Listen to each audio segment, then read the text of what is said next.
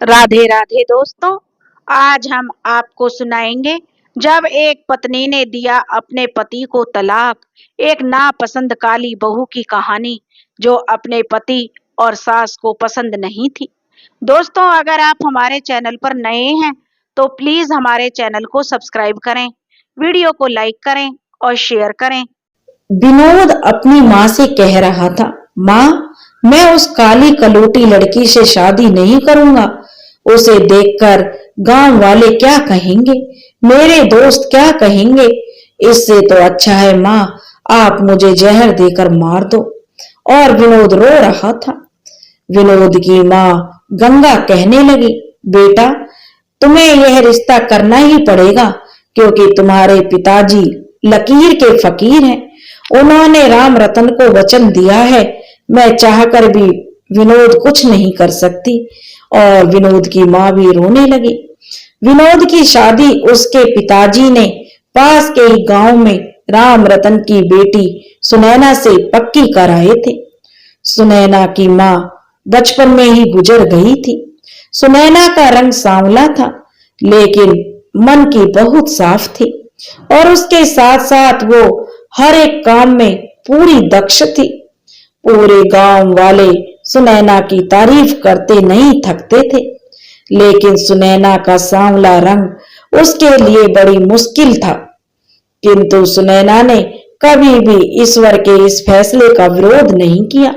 वह चाहती थी कि हमेशा अपने बाबूजी की साथ रहेगी और उनकी देखभाल करेगी।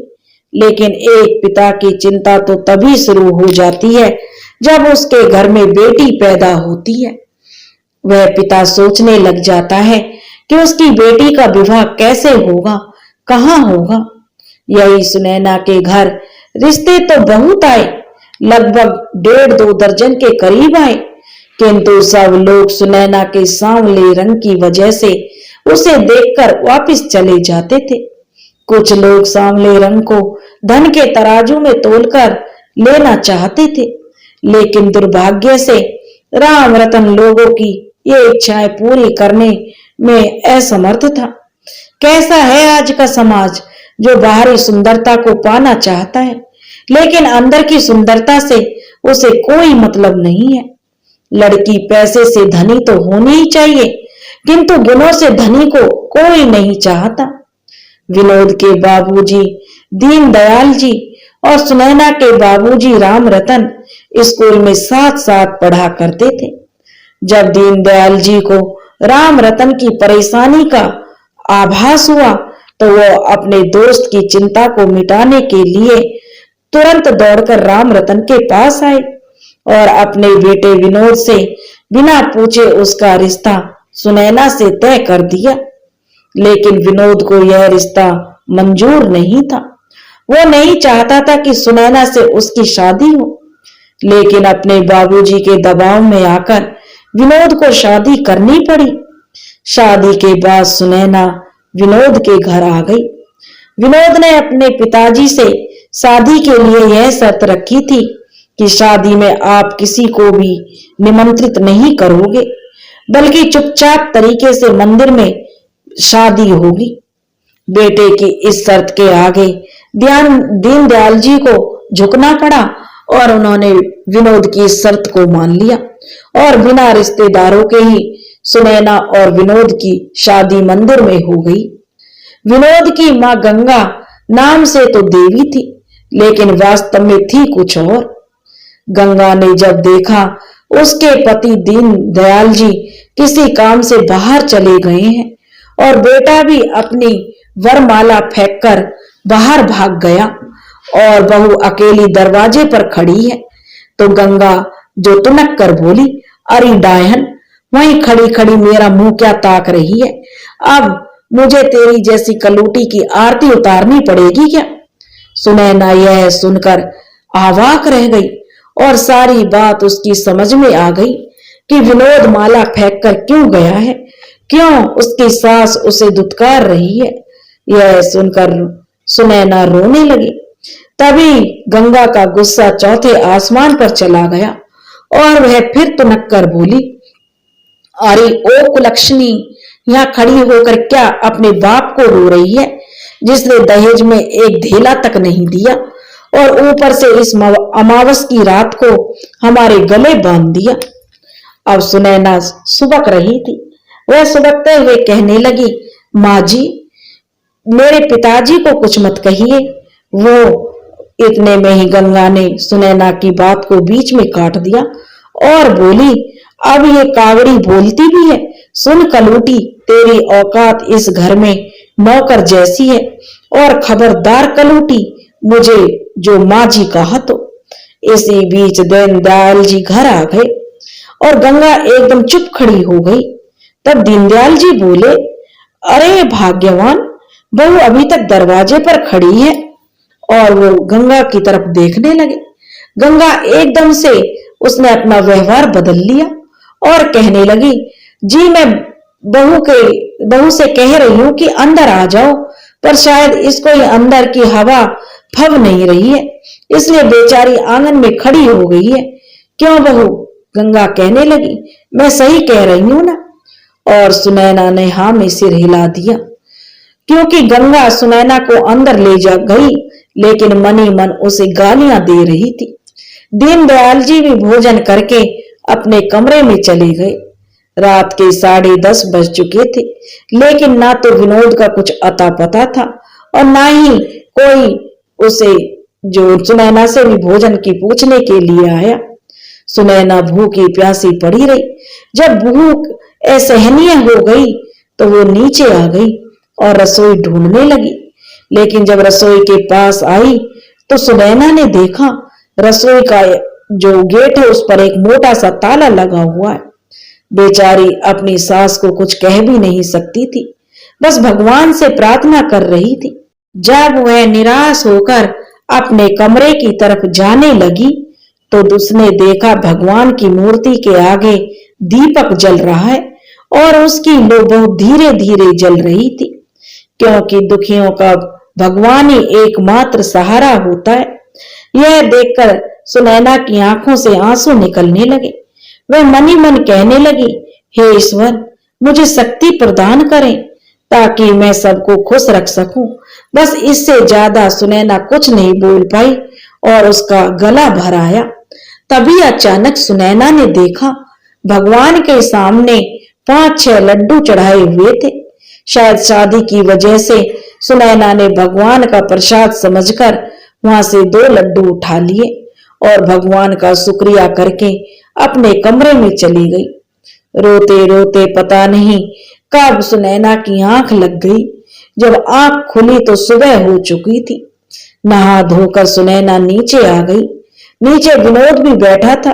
दीनदयाल जी ने इशारा किया तो गंगा ना चाहते हुए भी सुनैना के पास आई और कुछ साड़ियां और गहने देकर बोली कि बहू, नाश्ता करने के बाद इनको पहनकर नीचे आ जाना। गांव वाले आज मुंह दिखाई की रस्म करने आ रहे हैं और जरा अच्छे से मेकअप कर लेना। सुनैना बोली, जी माँ जी, और सुनैना सामान लेकर अपने कमरे में चली गई।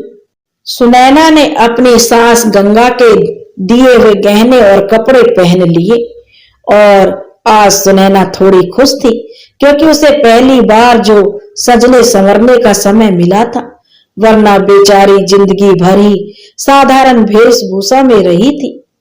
आंगन में औरतों का आना जाना लग गया था। चहल पहल भी घर में काफी हो रही थी।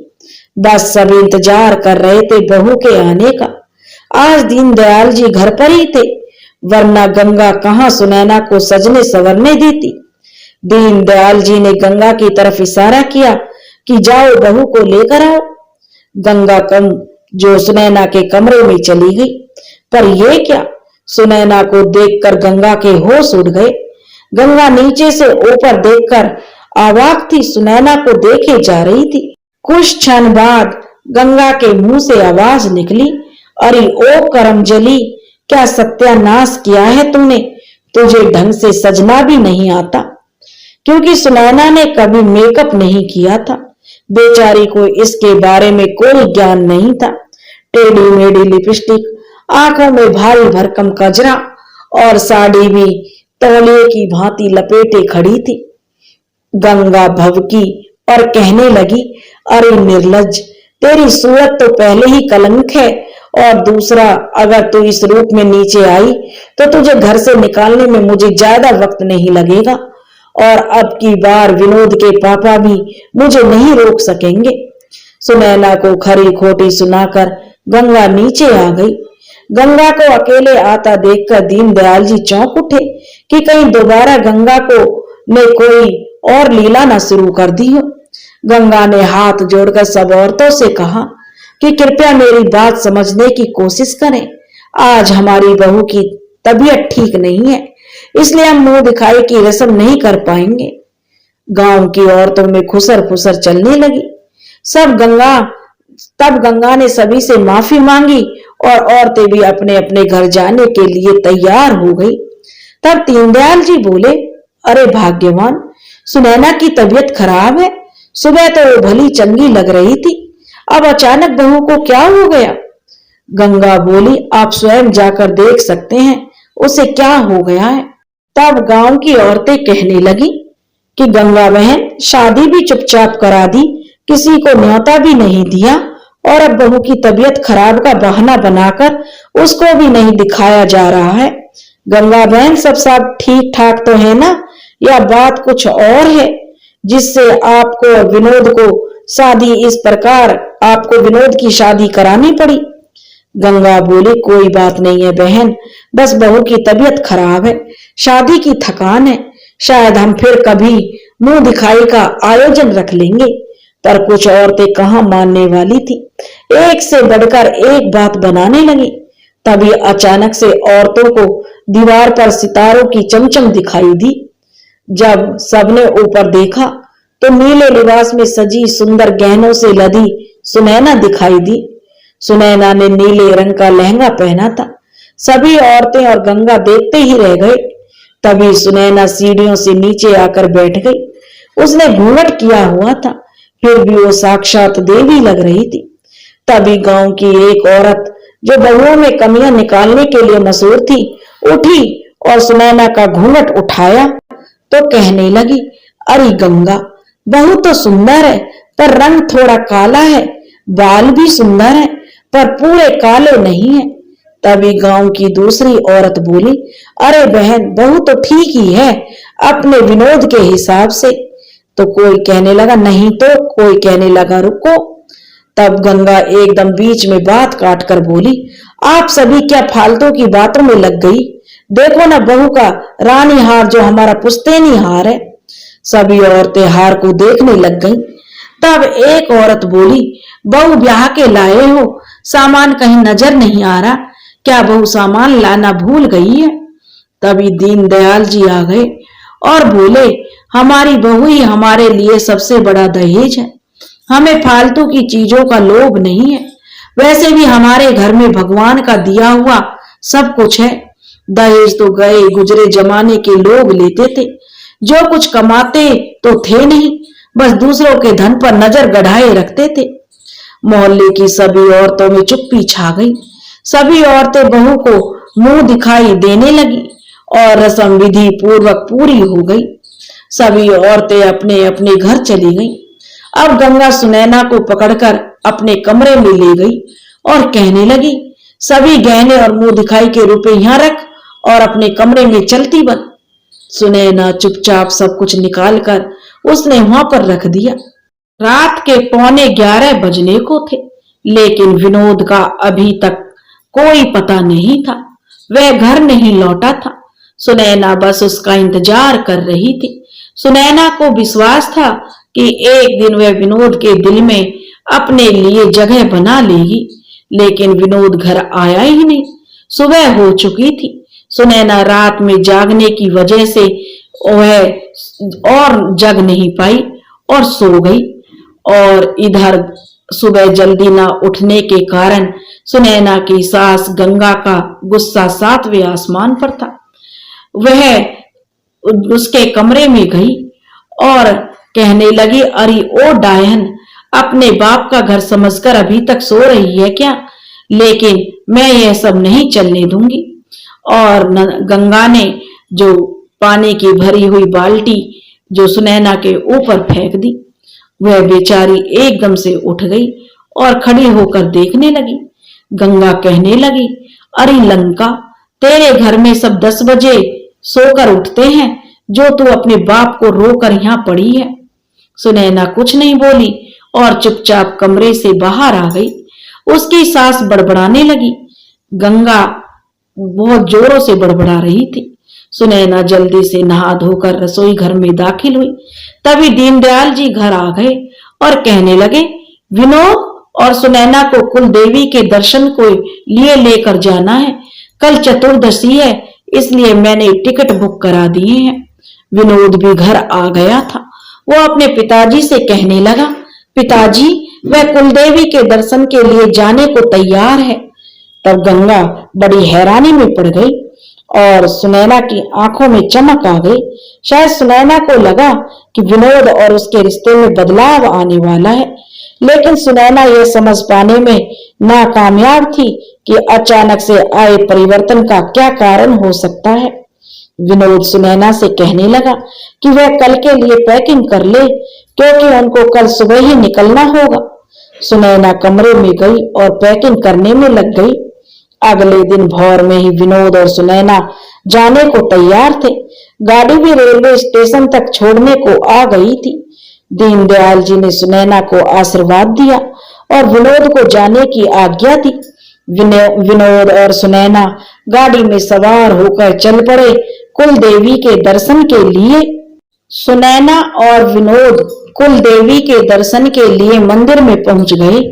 यह स्थान बीहड़ जंगलों से ढका हुआ पहाड़ी और दुर्गम रास्ते पर था। रास्ते भी सुनसान थे। सुनैना को यहाँ डर लगने लगा। तभी विनोद ने कहा कि ये जो सामने की पहाड़ी है, इसको पार करते ही कुल देवी का पुराना मंदिर है। यह हमारा अपना पुश्तैनी मंदिर है, इसलिए यहाँ कोई खास आता जाता नहीं है। शाम होने वाली थी। रास्ता भी पथरीला था। सुनैना को चिंता होने लगी कि रात कहाँ गुजारेंगे, और मन में यही विचार चल रहे थे। अब उसने हिचकते हुए अपने पति विनोद से पूछा, विनोद जी, हम रात कहाँ रहेंगे? विनोद ने सुनैना की बात का कोई उत्तर नहीं दिया। सुनैना ने कहा कि यहाँ तो दूर दूर तक कोई इंसान नहीं दिखाई दे रहा, लेकिन विनोद चुपचाप आगे हो लिया। सुनैना बुरी तरह थक चुकी थी, लेकिन अब चाहकर भी वह विनोद को आराम करने के लिए नहीं कह पा रही थी। तभी विनोद बोला, देखो, हमें उस पहाड़ी को पार करना है। पहाड़ी देखकर ही सुनैना के होश उड़ गए। थक तो वह पहले ही चुकी थी। तभी विनोद बोला, अगर तुम मेरे साथ आना चाहती हो तो आ सकती हो, नहीं तो यहीं पर बैठकर मेरा इंतजार करना, मैं खुद ही दर्शन करके आ जाऊंगा। अब सुनैना के सामने बड़ी चुनौती थी। अगर वो उस पार जाना चाहती है तो उसमें इतना सामर्थ्य तो नहीं बचा था, और अगर नीचे ही बैठकर इंतजार करती है तो रात होने वाली थी और वह अकेली थी। सुनैना को कोई रास्ता नहीं सूझ रहा था। वह शाम के 7 बज चुके थे। हमें 9 बजे से पहले, जो विनोद ने बहुत ही सहज भाव से कहा, सुनैना, हमें 9 बजे से पहले वहां पहुंचकर पूजा करनी होगी। विनोद अब पहाड़ी की चोटी की ओर बढ़ने लगा। सुनैना भी जल्दी से उसके पीछे हो ली। अब विनोद ने सुनैना से कहा कि वह कुछ बात जारी रखे ताकि रास्ता जल्दी पूरा हो जाए। सुनैना कुछ ना कुछ बोलती चल रही थी और विनोद केवल हाँ में जवाब दे रहा था। चलते चलते वह पहाड़ी की चोटी के पास पहुंच गए, जहां पर हल्का सा अंधेरा था और अंधेरे में एक सफेद मंदिर दिखाई दे रहा था। सुनैना ने विनोद से पूछा, क्या वो यही मंदिर है? लेकिन विनोद की आवाज नहीं आई। उसने देखा कि विनोद वहां था ही नहीं। चलते चलते न जाने कब विनोद आंखों से ओझल हो गया। सुनैना को पता ही नहीं चला। अब तो सुनैना बहुत डर गई। ना आगे का रास्ता उसे मालूम था और ना पीछे जा सकती थी, क्योंकि वह पहाड़ी ग्रामीण बस्तियों से बहुत दूर थी और बहुत दूर से कुछ लाइटें दिखाई दे रही थी। सुनैना ने विनोद को बहुत आवाज दी, विनोद, कहाँ हो तुम? किंतु सुनैना को कोई उत्तर नहीं मिला।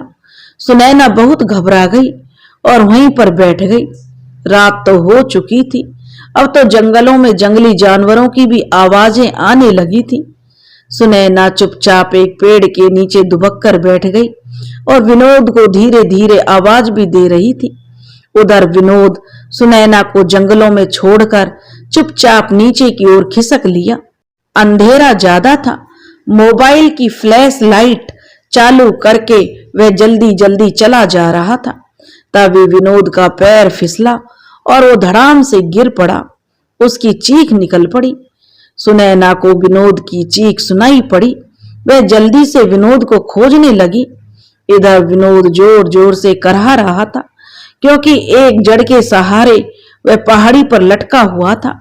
सुनैना ने उस आवाज को देखा कि किधर से आई है और उसी दिशा में चल दी और वह वहीं आ गई जहां पास में ही विनोद का मोबाइल पड़ा था, जिसकी फ्लैश लाइट ऑन थी।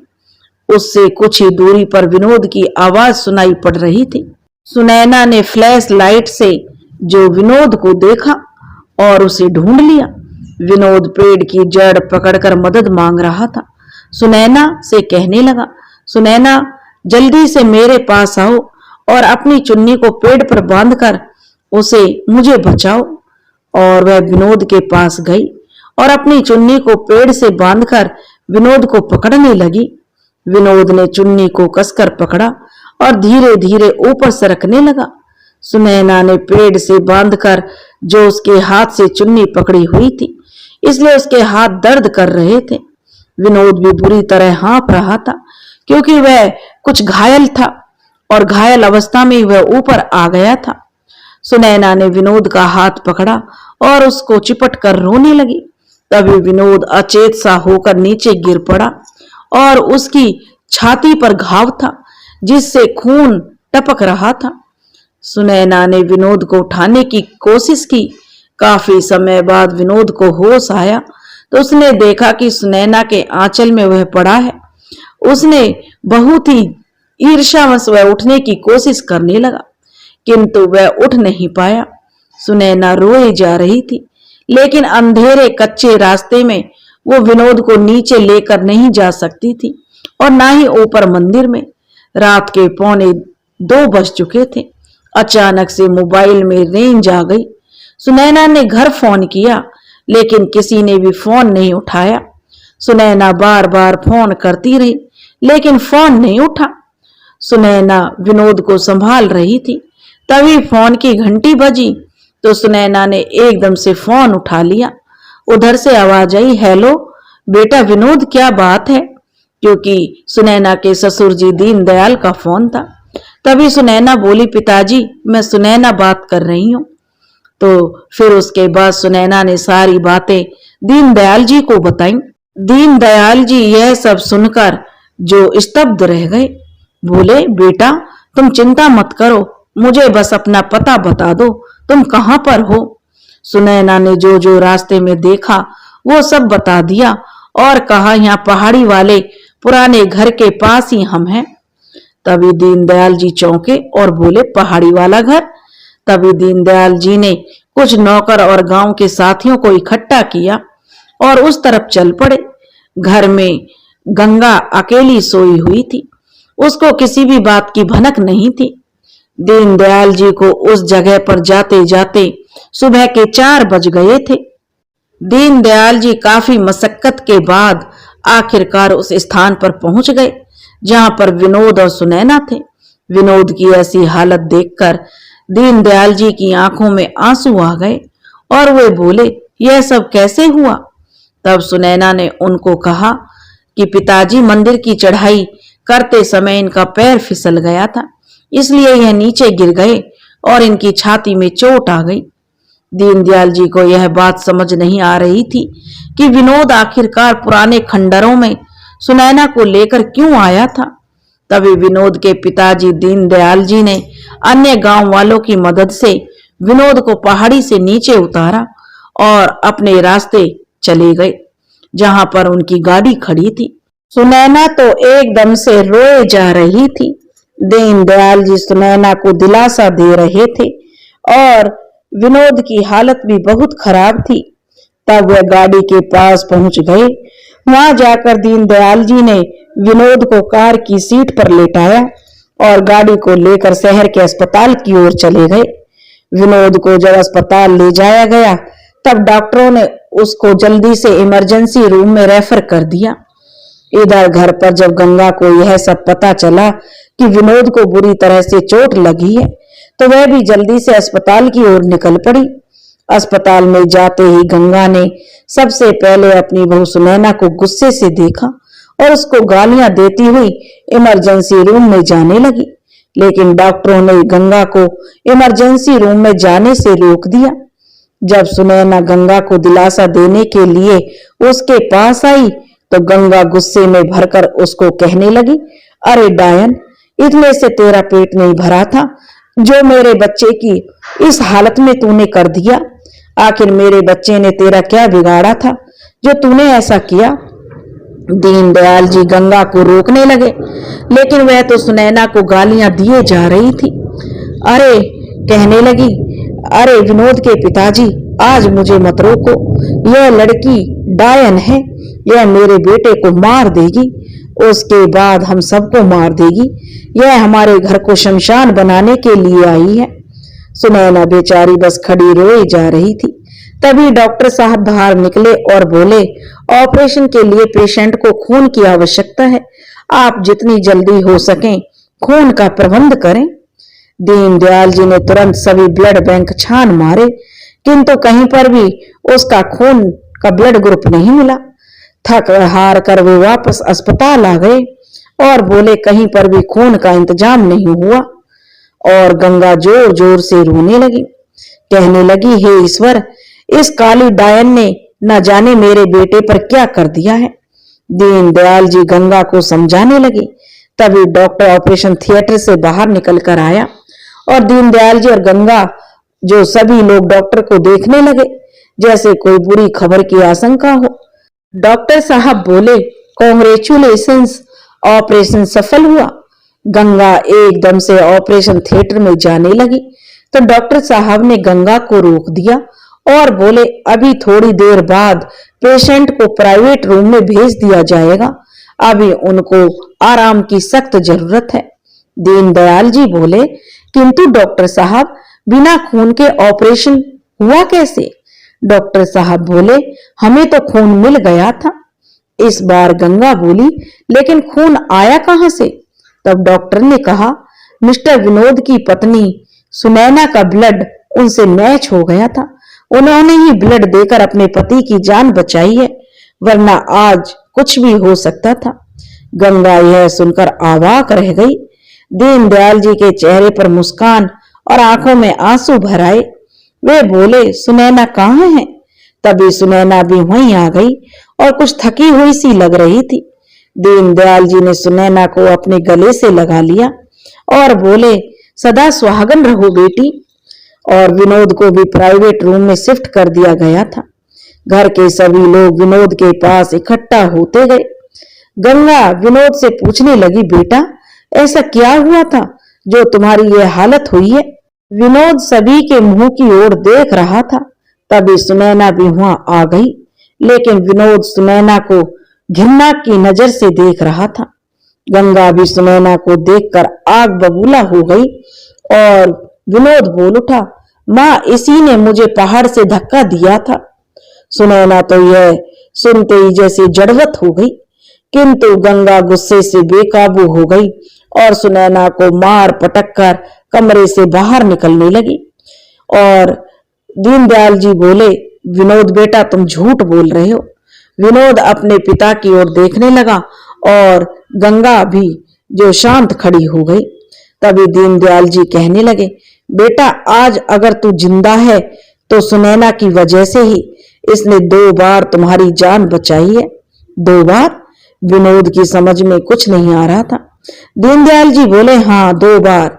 एक बार पहाड़ी से गिरते हुए तुझे बचाया और दूसरी बार जब कहीं भी खून नहीं मिला तो अपना खून देकर तुझे बचाया है।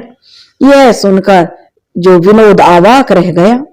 अपने पिता दीनदयाल जी की बात सुनकर विनोद हैरान था और सुनैना की तरफ देखने लगा।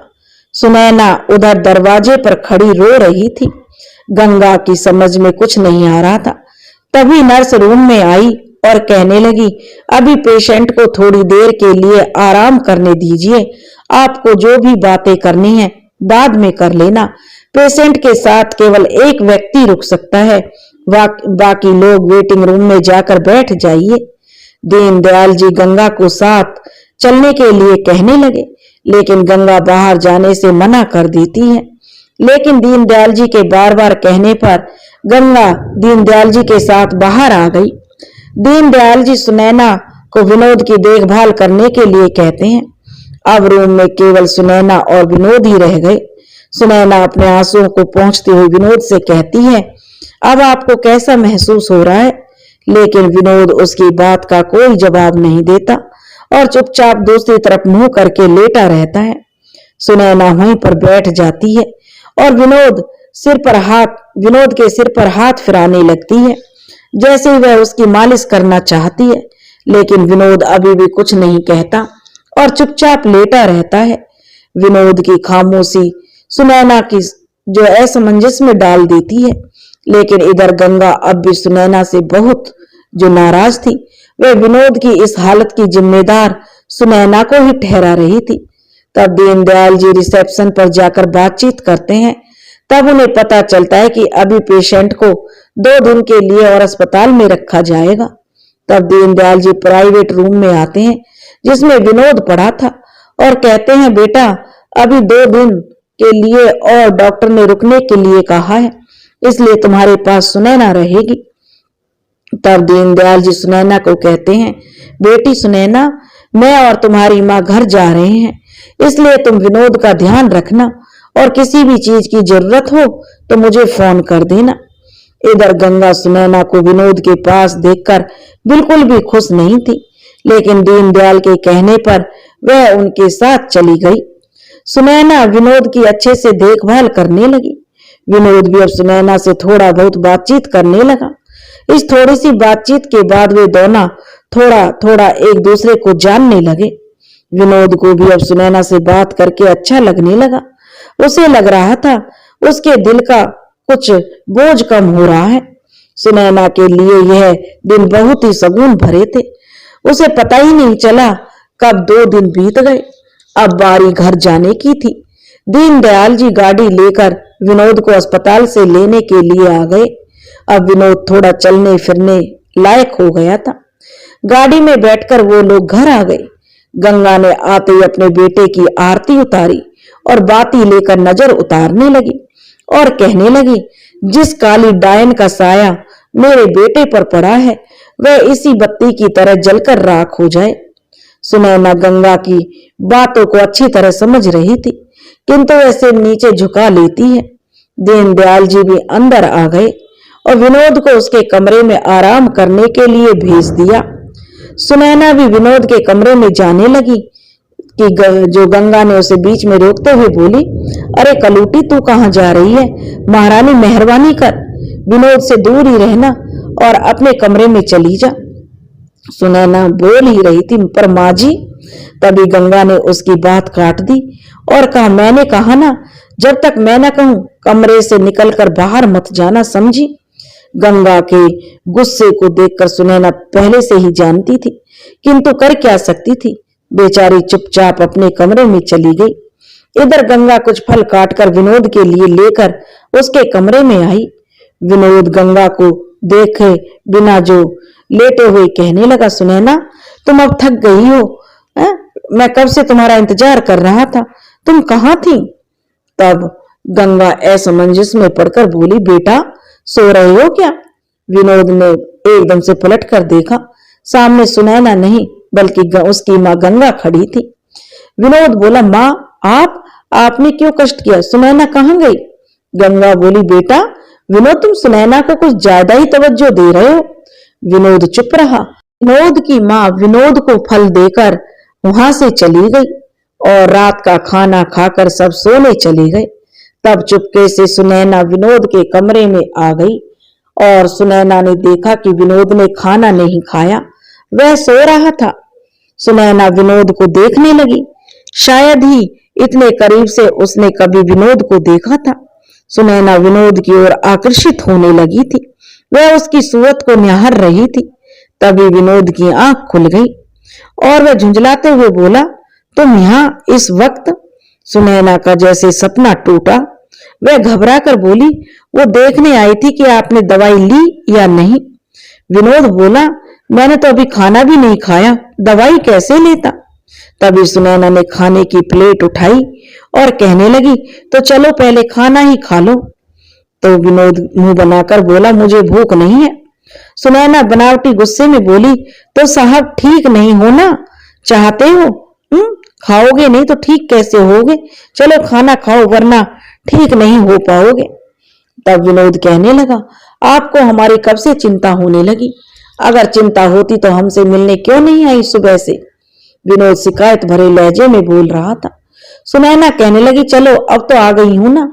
सुनैना अपने हाथों से विनोद को खाना खिलाने लगी। विनोद चुपचाप बिल्कुल छोटे बच्चे की तरह खाना खा रहा था। शायद विनोद को भी सुनैना की आदत सी होने लगी थी। खाना खत्म हो जाने के बाद विनोद ने पानी मांगा। तब सुनैना ने कहा, शायद आपको पता नहीं है, खाना खाने के बाद पानी नहीं पीते। विनोद बोला, उससे क्या होगा? सुनैना कहने लगी, यह हमारी सेहत के अनुकूल नहीं है, आप आधे घंटे बाद पानी पी लीजिए। विनोद ने आधे घंटे बाद मुझे पानी कौन पिलाएगा? विनोद ने कहा। तो सुनैना कहने लगी, मैं हूं ना। विनोद की आंखों में चमक और सुनैना की आंखों में प्रेम के भाव थे। आज भी सुनैना और विनोद ने दिल खोलकर बातें की, लेकिन सुनैना की कब वहीं आंख लग गई पता नहीं चला। रात को देर से सोने के बाद सुनैना की सुबह आंख नहीं खुली। तभी गंगा विनोद के कमरे में आई और उसने देखा तो देखते ही बोली, अरे ये क्या कलमो यहाँ पर क्या कर रही है? सुनैना को देखकर गंगा का गुस्सा सातवें आसमान पर था। वह चीखती हुई बोली, अरे निर्लज, तू यहाँ क्यों पड़ी है?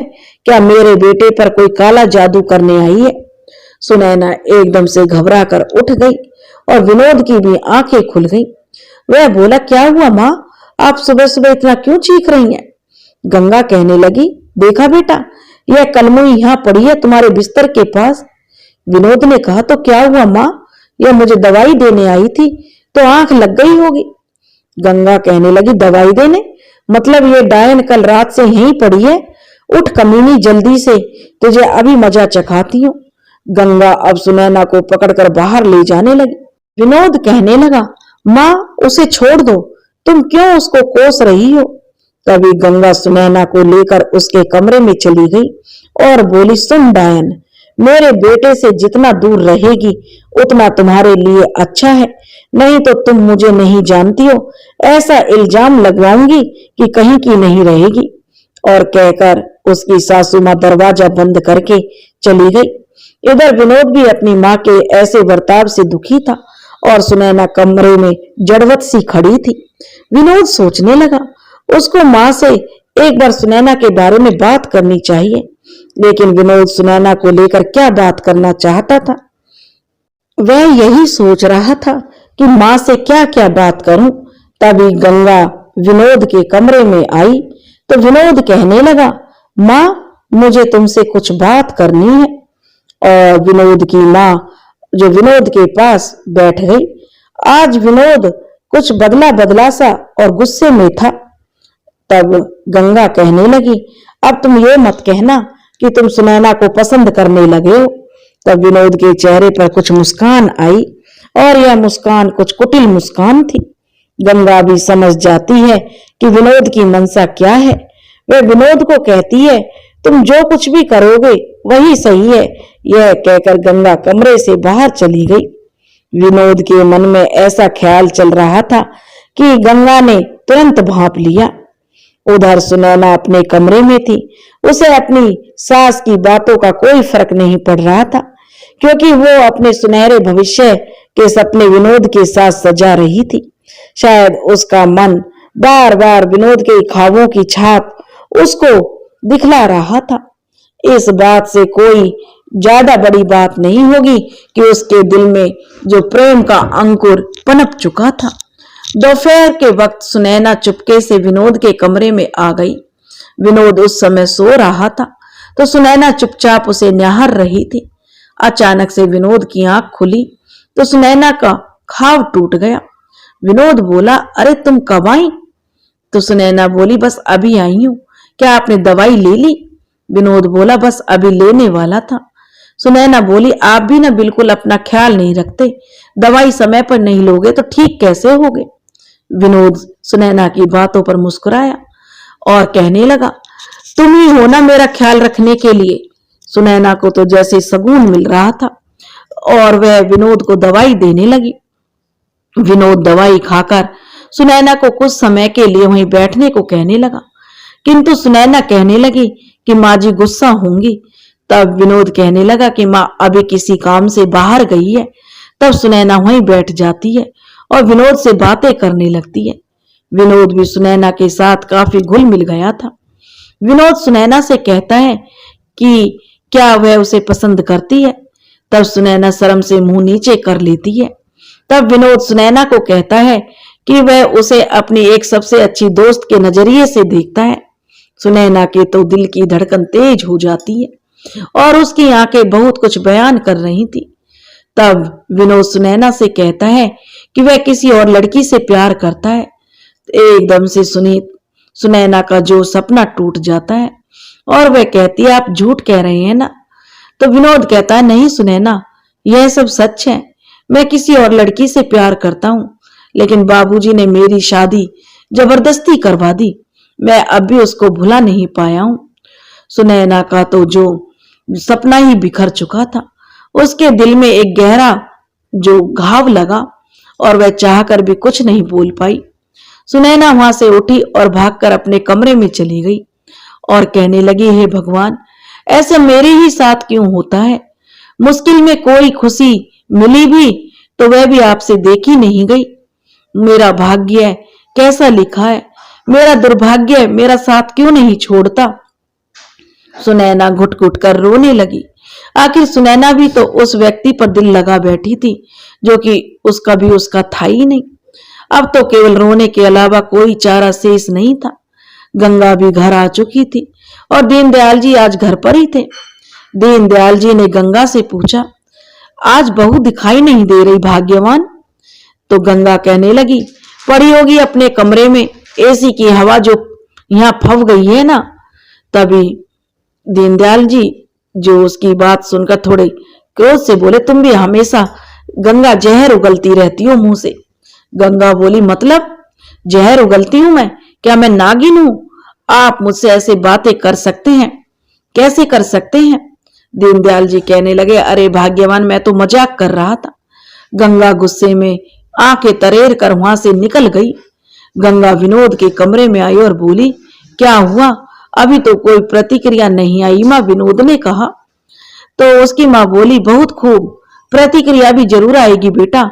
और वे कुटिल मुस्कान के साथ जो गंगा वहां से अपने कमरे में चली गई और सुनैना के कमरे में झांक कर देखने लगी। सुनैना बिस्तर पर पड़ी रो रही थी। इसी तरह कई दिन बीत गए और अचानक से दीनदयाल जी को दिल का दौरा पड़ गया और उसमें उनका देहांत हो गया। विनोद तो एकदम से पिता की मृत्यु की खबर पाकर बेसुध सा जमीन पर गिर गया और विनोद की मां गंगा का भी रो रो कर बुरा हाल था। बेचारी सुनैना, उसकी तो जिंदगी ही लुट गई थी।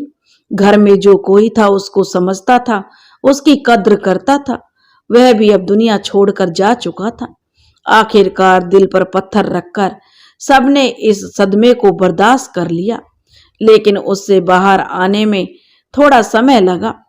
ऐसे ही धीरे धीरे कुछ महीने बीत गए और विनोद को किसी काम के सिलसिले में अमेरिका जाना था। सुनैना ने विनोद से कहा कि आप कब तक वापस आओगे?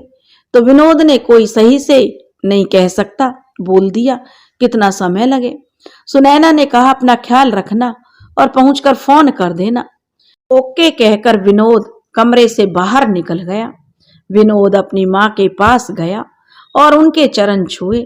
गंगा ने भी अपने बेटे का माथा चूम लिया और कहने लगी, बेटा अपने काम में आगे निकल जाना, पीछे मुड़कर मत देखना, मैं सब संभाल लूंगी। विनोद सुनैना को बाय करने लगा और अपनी माँ के आशीर्वाद लेकर चला गया।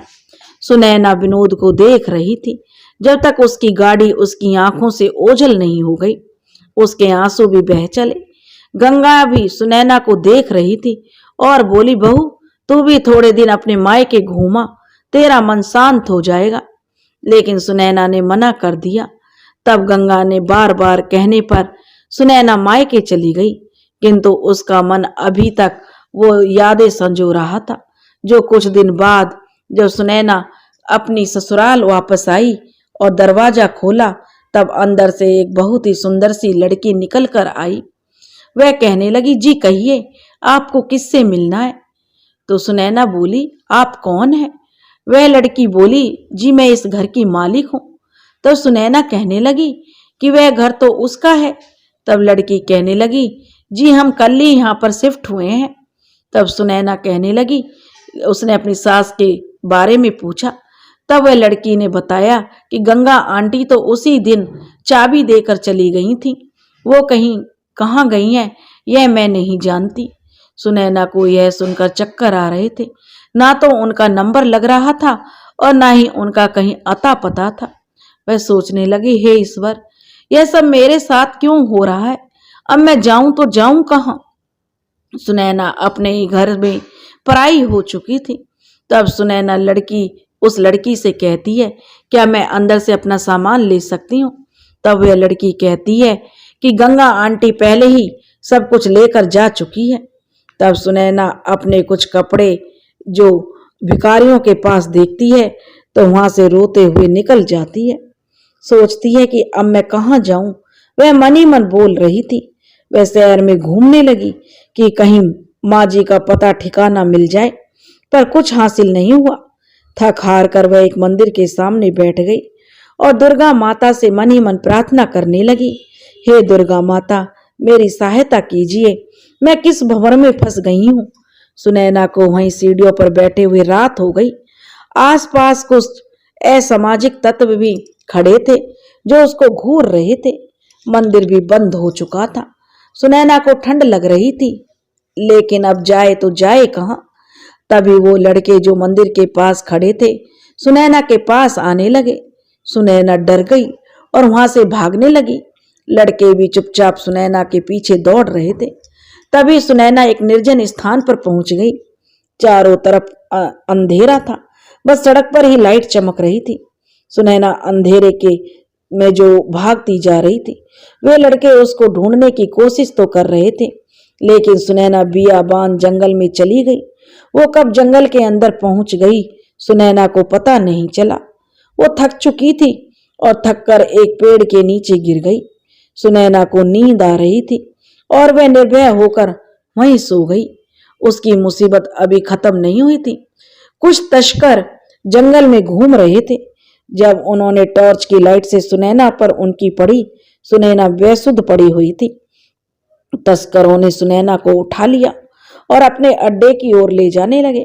तभी सुनैना की आंख खुली तो उसने देखा वो किन्हीं हट्टे कट्टे आदमियों के चंगुल में है। सुनैना चिल्लाने लगी। तब उनमें से एक आदमी बोला, चुप कर साली, बकबक किए जा रही है, यह जंगल है, यहाँ की आवाज पेड़ों से टकरा कर वापस यहीं आ जाती है। सुनैना कहने लगी, मुझे छोड़ दो, मैंने तुम्हारा क्या बिगाड़ा है?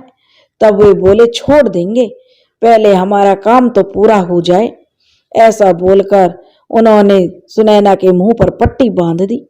सुनैना उनकी बाहों में ऐसी जकड़ी पड़ी थी कि उनका हिलना भी मुश्किल था। वे तस्कर सुनैना को अपने अड्डे पर ले गए और उसकी पट्टी खोल दी। सुनैना ने देखा जंगल में एक ऐसा स्थान था जहां पर काफी सारी लकड़ियों की झोपड़ियां बनी हुई थी। जगह जगह मसाले और लालटेन टंगी हुई थी। कुछ सरकारी अफसर भी वहीं पर थे, उनके साथ बैठे शराब पी रहे थे। सुनैना को डर लग रहा था, लेकिन वो कर भी क्या सकती थी। सुनैना को उन लोगों ने एक झोपड़ी में पटक दिया। उस झोपड़ी में और भी 2-3 लड़कियां थीं। लड़कियां सुनैना को देख रही थीं। तब सुनैना ने उनको पूछा, आप कौन हैं और यहाँ क्या कर रही हैं?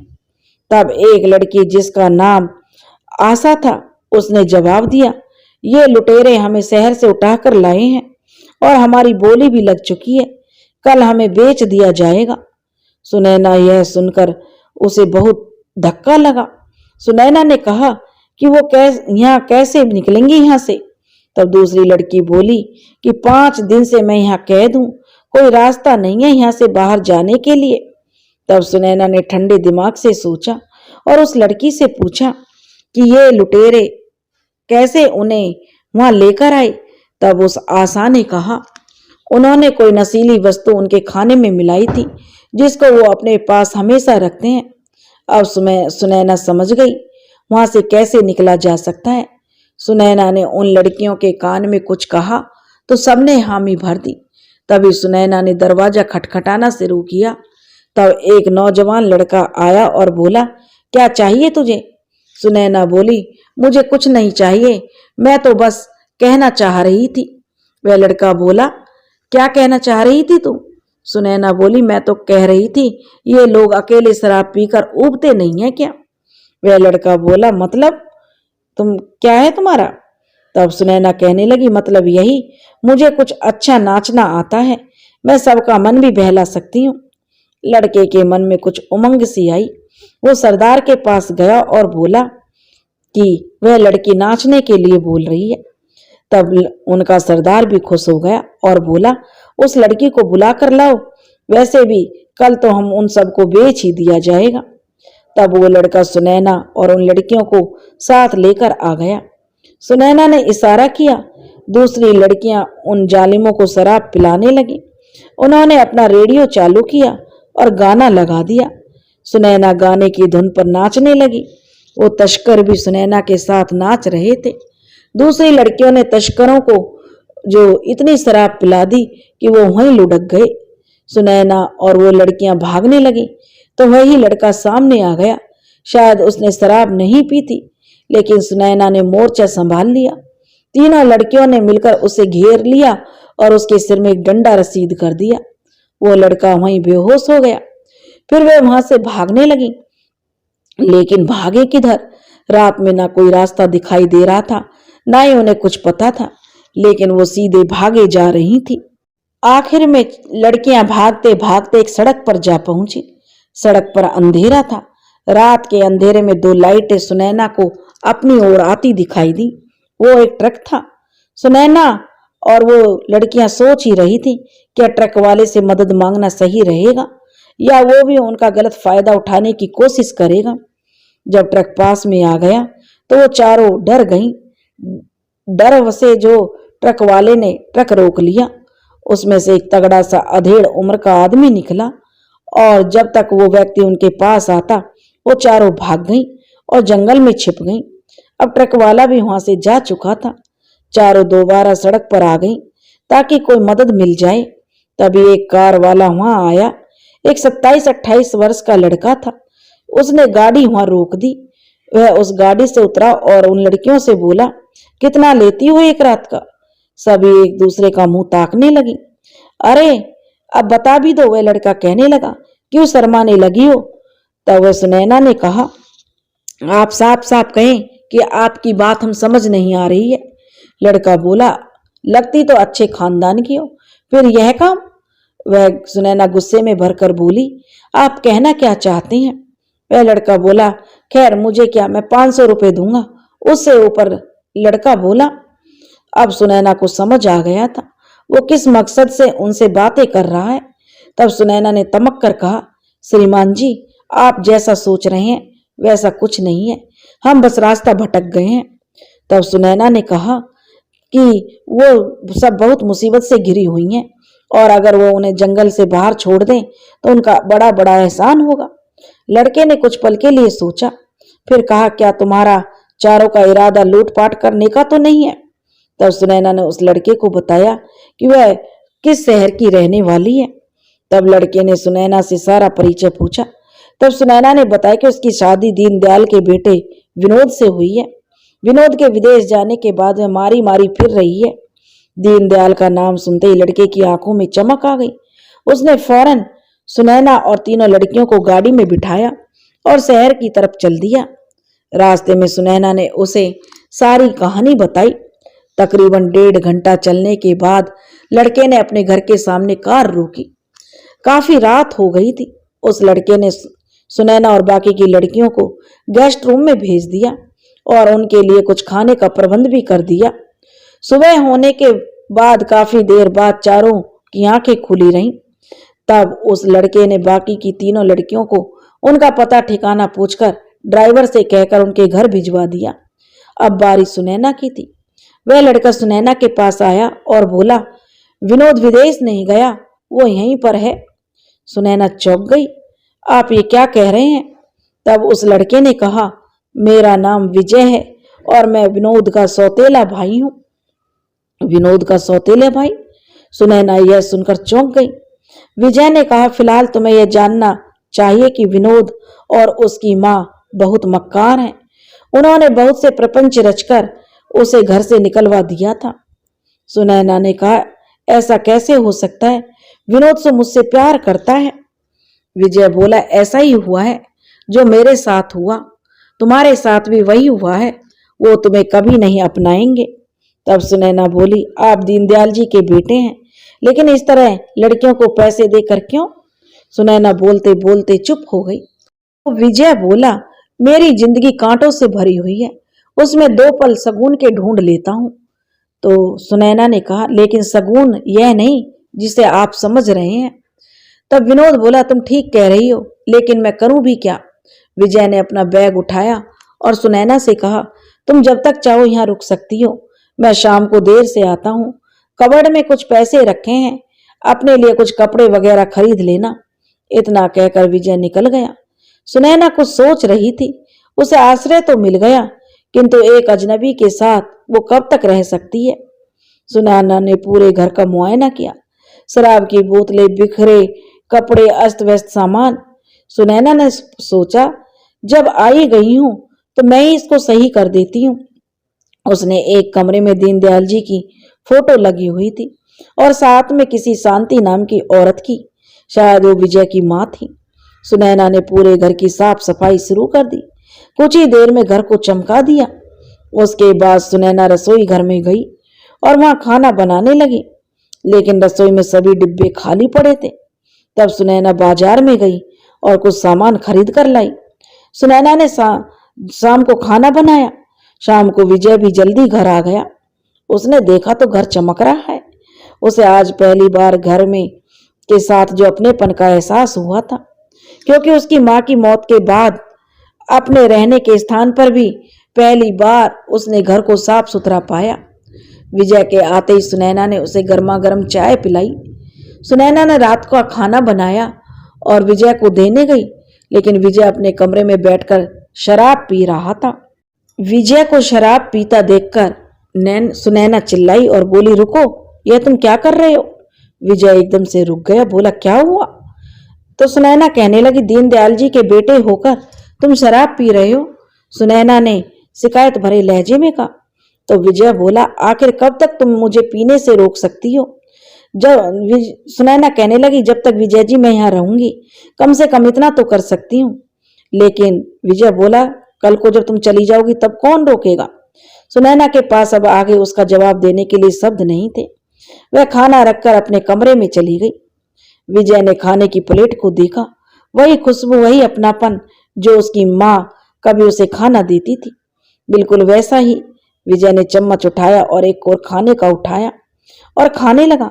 आज पहली बार उसको एहसास हुआ, उसका ख्याल रखने के लिए भगवान ने किसी को भेज दिया है। विजय खाना खाने लगा। खाना खाने के बाद वह कुर्सी पर बैठे बैठे ही उसको नींद आ गई। रात के समय सुनैना दोबारा वहां पर आई। उसने देखा विजय कुर्सी पर सोया पड़ा है और पैर में जूते भी ऐसे ही पड़े हैं और पैंट बनियान में कुर्सी पर गर्दन लटकाए हुए हैं। सुनैना ने विजय को यह हाल देखकर गुस्सा आया, लेकिन हंसी भी। कोई इतना लापरवाह कैसे हो सकता है कि सोने की भी सुध ना हो? सुनैना कमरे के भीतर दाखिल हुई और विजय के पांवों से जूते निकाले। विजय के सिर के नीचे तकिया दिया और ताकि सिर नीचे न लटके, और उसको चादर उड़ाकर वहां से जाने लगी। तभी विजय की आंख खुल गई। वह बोला, तुम इस वक्त सब कुछ ठीक तो है ना? सुनैना बोली, हाँ, बस मैं तो ये देखने आई थी आपने खाना खाया कि नहीं। विजय बोला, अच्छा, इतनी फिक्र? सुनैना कहने लगी, अब यहाँ रह रही हूं तो इतना तो कर ही सकती हूँ, वैसे भी आप मेरे ससुर जी के बेटे हैं। विजय बोला, तुम अब भी सोचती हो कि विनोद तुम्हें लेने आएगा? यह सुनकर सुनैना चुप हो गई। अब मैं क्या जवाब दे? सुनैना बोली, मैं नहीं जानती। विनोद बोला, फिर अब तुम उसके बारे में सोचना बंद कर दो, क्योंकि मैं नहीं चाहता तुम्हारा और मेरा रिश्ता विनोद से होकर निकले। विनोद सुनैना कहने लगी, मैं कुछ समझ नहीं पा रही हूँ, आप क्या कहना चाहते हैं? विनोद बोला, यही कि हम दोनों दोस्त बनकर रह सकते हैं। सुनैना बोली, ठीक है, और कहकर सुनैना वहां से निकल गई। सुनैना समझ नहीं पा रही थी कि विजय क्या कहना चाहता है, लेकिन उसे महसूस हो रहा था कि उसकी जिंदगी किसी दोहराए पर आकर खड़ी होने वाली है। सोचते सोचते सुनैना की आंख लग गई। 1 महीना ऐसे ही बीत गया। सुनैना और विजय में अच्छी खासी दोस्ती हो गई। इधर विनोद और उसकी मां गंगा दोबारा अपने घर चले गए। घर बेचना केवल उनका दिखावा भर था। विनोद और गंगा की चाल कामयाब हो चुकी थी। कुछ दिन सब ठीक ठाक चल रहा था, लेकिन विनोद को सुनैना की कभी कभी याद सी भी आती थी, लेकिन यह सोचकर याद करना वह छोड़ देता था कि चलो पीछा तो छूटा। अब विनोद अपनी पुरानी प्रेमिका विवाह से प्रत्येक दिन मिलने लगा। सुनैना के ना होने से विवाह भी वहां उनके घर हर रोज आने जाने लगी। विवाह विनोद और सुनैना के बारे में पहले से सब कुछ जानती थी। दोनों में अच्छी खासी बनती थी। विवाह के लिए विनोद ने सुनैना को छोड़ दिया था। विवाह एक दिन विनोद के साथ एक शोरूम में गई हुई थी। विवाह ड्रेस ट्राई करने के लिए चेंजिंग रूम में गई। तभी विनोद की नजर किसी लड़की पर पड़ी। वह सुनैना थी। वह बड़बड़ाया, सुनैना यहाँ पर क्या कर रही है? क्या वह मुझे ढूंढने के लिए आई है? विनोद सोच में पड़ गया। सुनैना ने भी विनोद को देख लिया था। वह विनोद की तरफ बढ़ने लगी। विनोद को डर था कि सुनैना कहीं कोई बखेड़ा ना खड़ा कर दे। सुनैना विनोद के करीब आई और विनोद का हृदय मारे डर के तेजी से धड़कने लगा। लेकिन सुनैना ने विनोद के बाजू से ऐसे निकल गई जैसे कोई अजनबी हो। विनोद तो देखता ही रह गया और कहने लगा, सुनैना यह सब क्या है? तो उसने पीछे मुड़कर कहा, लेकिन सुनैना ने उसको देखकर नजरअंदाज कर दिया। विनोद को यह सब बहुत ज्यादा बुरा लगा, लेकिन उसके कलेजे पर सांप तब लौटने लगा जब विनोद ने जो सुनैना को किसी और व्यक्ति के साथ देखा, जिसका चेहरा दूर से साफ नजर नहीं आ रहा था, और वह उसके साथ में कार में जाते हुए देखा। विनोद देखता रहा, लेकिन सुनैना जा चुकी थी। तभी विवाह विनोद को ढूंढते हुए वहां आई और बोली, अरे विनोद, तुम बाहर क्यों आ गए? विनोद ने कोई जवाब नहीं दिया। अजीब बात है, विवाह कहने लगी, तुम एकटक सड़क की तरफ क्या देख रहे हो? विनोद हड़बड़ाया और बोला, अरे कोई बात नहीं, क्या तुम्हें कुछ पसंद आया? विवाह बोली, नहीं, मुझे यहाँ कुछ भी पसंद नहीं आया, चलो हम सिटी मॉल में चलते हैं। विनोद बोला, नहीं विवाह, ऐसा करो, तुम जाओ, मुझे कोई जरूरी काम याद आ गया है। तो विवाह बोली, काम याद आ गया?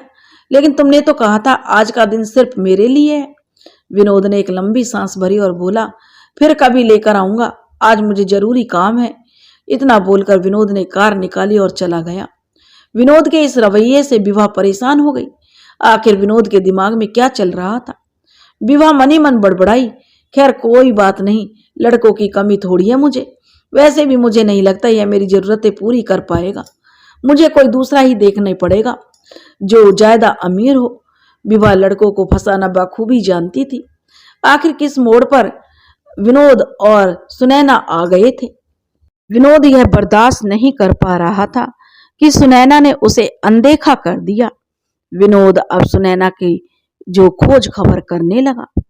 अब उधर विजय के घर में सुनैना और विनोद में अच्छी बनने लगी थी और विजय भी सुनैना को पसंद करने लगा था, लेकिन वह मन ही मन पसंद करता था, कभी सुनैना को कह नहीं पाया था और सुनैना के साथ रहते हुए उस घर की कायाकल्प हो गई थी।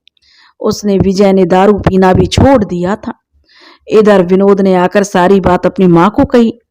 और उसको कार में जाते हुए देखा बताया। यह सुनकर तो गंगा का पारा 7वें आसमान पर आ गया।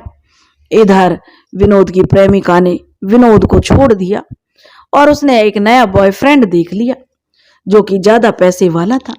विनोद को विवाह के बारे में जब यह पता चला तो उसे बड़ा धक्का लगा। उसने विवाह से पूछा तो विवाह ने साफ जवाब दे दिया, तुम्हारा मेरा रिश्ता क्या है? जो अपनी पत्नी का नहीं हुआ वो मेरा क्या होगा? और तुम मेरी जरूरतें भी पूरी नहीं कर सकते हो। और विवाह ने साफ उससे अपना रिश्ता तोड़ लिया। उधर विजय ने सुनैना को समझा दिया था कि कमजोर पड़ने से तुम कभी कामयाब नहीं होगी, इसलिए तुम्हें आत्मविश्वास के साथ रहना है। इसीलिए सुनैना ने विनोद को अनदेखा कर दिया था। विनोद अब तिल मिला रहा था और जब उसे पता चला कि सुनैना उसके सौतेले भाई के साथ रह रही है तो यह जानकर वह उसके घर पहुंचा और सुनैना पर गंदे गंदे इल्जाम लगाने लगा। सुनैना ने आप देखा ना ताप देखा, उसने एक थप्पड़ विनोद के गाल पर रसीद कर दिया और कहने लगा, तुम मुझे यहाँ जलील करने का तुम्हें किसने हक दिया? तुम कैसे मुझ पर आरोप लगा सकते हो? तुमने कौन से फर्ज निभाए एक पति होने के जो पत्नी पर इतने गंदे आरोप लगा रहे हो? हाँ, मैं रहती हूँ इनके साथ, विजय जी के साथ रहती हूँ। ये भी मेरे ससुर जी के बेटे हैं। और हाँ, कान खोलकर सुन लो, मैंने कोर्ट में तलाक की अर्जी लगा दी है। कुछ दिन में हमारा तलाक हो जाएगा और मैं विजय से शादी कर रही हूँ। विजय यह सुनकर एकदम से चौंक गया और 6 महीने के बाद उनका तलाक आराम से हो गया, क्योंकि वे लोग एक दूसरे के साथ भी नहीं रहते थे। और सरकारी वकील ने भी जो सुनैना का पक्ष मजबूत किया और कुछ गवाह भी पेश किए गए, कैसे उनके साथ उन्होंने ये काम किए थे सुनैना को रास्ते से हटाने के लिए, ताकि विनोद दूसरा विवाह कर सके। विनोद की धोखाधड़ी सबके सामने आ गई थी और अब विजय और सुनैना ने कोर्ट मैरिज कर ली थी और दोनों प्यार से अपना घर बसा लिया उन्होंने और दोनों खुशी खुशी जीवन यापन करने लगे। दोस्तों, अगर आपको हमारी वीडियो पसंद आई हो तो प्लीज हमारे वीडियो को लाइक करें, चैनल को सब्सक्राइब करें और शेयर करें। राधे राधे।